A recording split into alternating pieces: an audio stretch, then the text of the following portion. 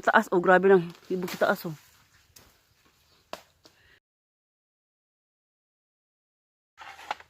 Grabe. Pero ano to, Ricky, di ba? Orchids. Hindi. Oh, bako. Grabe.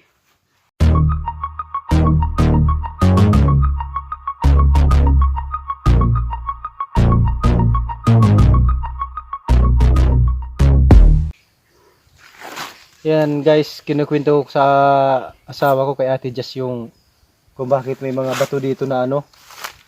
May mga bato na nakakamada. Yan. Kasi dito kasi nakatira yung tsahin ko dati, si Auntie Lourdes at si Uncle Mayo. Nung isa pa lang ata yung anak nila, si Mayra Banday pa lang, si Kabuhok Official. Yan. Si this vlog. Si This Vlog, dito sila nakatira dati. Yan. Diyan sa may patag-patag na yan, diyan yung bahay nila. Kasyahan, gitna ng bukid ba? Oh, maliit pa ako noon, mga 12 years old ata. So, kinikwento lang natin kay Ate Jess yung ano dito. Yan. Yun pala. May mga bato siya nakakamada guys. Oh. Kasi inayos ito dati ni Auntie Lourdes yan. Matibay pala si Antololos gumawa ng bahay. Isipin nyo guys, dito oh, sa gitna ng bukid oh. Dito pala sila nakatira. Tapos dito pa oh, bababa pa kayo dito sa ano oh.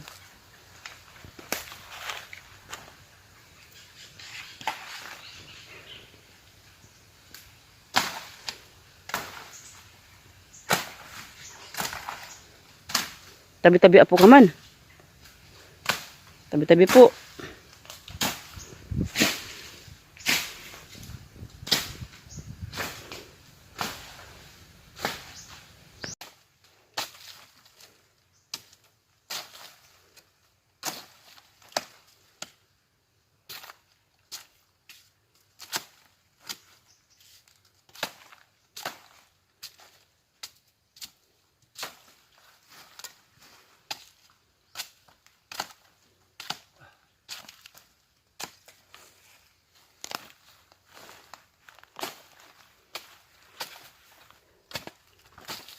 Tunari kita tinataranggal mo dyan, nakalibot na ano.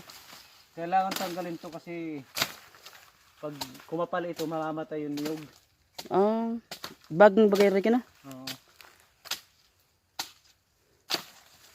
Mamamatay yung niyog pag hindi yan tinanggal. Oh, arog sa taas. Oh, grabe lang. Ibog sa taas oh. Ah! Grabe. Pero ano to, Ricky, di ba? Orchids. Hindi. Oh, bako.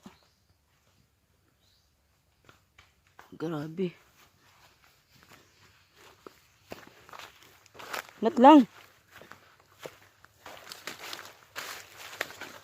Hindi na ako ng Ricky. Ay.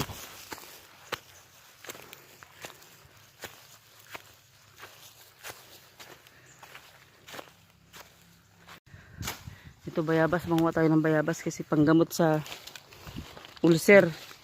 Tsaka panghahapdi ng sikmura. Dagdagan mo pa. Tama na yan, alang man. Yan. Alang.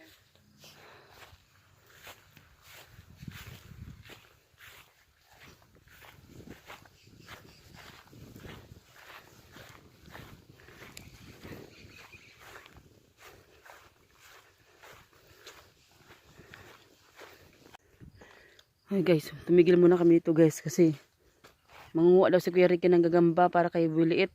Kasi pag nandun sa bahay, bumibili siya ng gagamba, 5 daw ang isa. Minsan meron pala gagamba na nagkakahalaga ng 8. Kaya yan, dito sa bukid maraming gagamba. Andun si Kuya Ricky. Ito nga pala guys yung kuha namin dyan sa nadaanan namin, 2 nyug. Kakao na dun sa galing sa lola niya. Tas saging. Doon galing sa lolo niya. Tsaka ito namang gabi. Yan yan sa nadaanan namin guys. Masarap to pag ginulay. Tsaka muna tayo to guys sa gulay. Mas maganda nga yung gulay kasi wala tayong sakit na makukuha dito. Hindi pa kasi si Kuya Ricky pwedeng mamana ngayon. O yun si Kuya Ricky guys oh. O yan oh. Yan. Nangunguha ng gagamba. Ingat ka dyan. Baka may ahas. Yan. Mangungulit na naman kasi yung si Boy Liit kapag hindi kami kumuha ng gamba.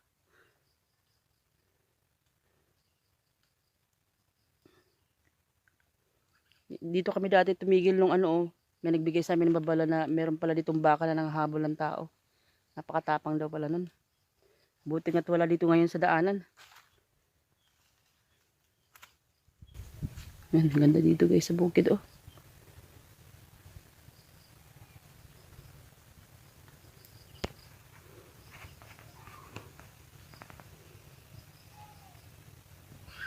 May bahay, mag-isang bahay, dalawang bahay pala. Ay hindi, isang bahay lang, yung isa naman pala ay palikuran.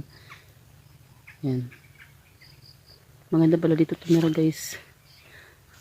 Kaso lang paggabi dito nakakatakot. Wala kang kapitbahay tapos madilim pa. Wala kang mahinga ng tulong dito kung nangangailangan ka ng tulong kasi mag-isa ka lang. Hindi ka makahingi ng saklolo. Saan na yun? Yan. Ano, may nakuha ka? Yan yan sa may mga puno.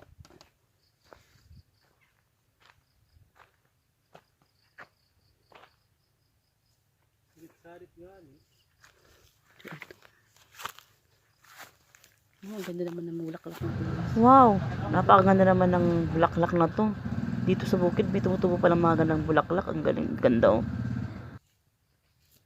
Maliit lang guys, talagang liit talaga para kay Boy Liit. Siya yan.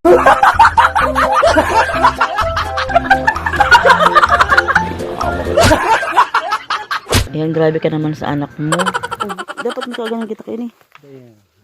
Hay man, bagang gagamba digdi. Gunggong! Hay man. Barinig kita sa mukha eh! Anong baga? Oh my God!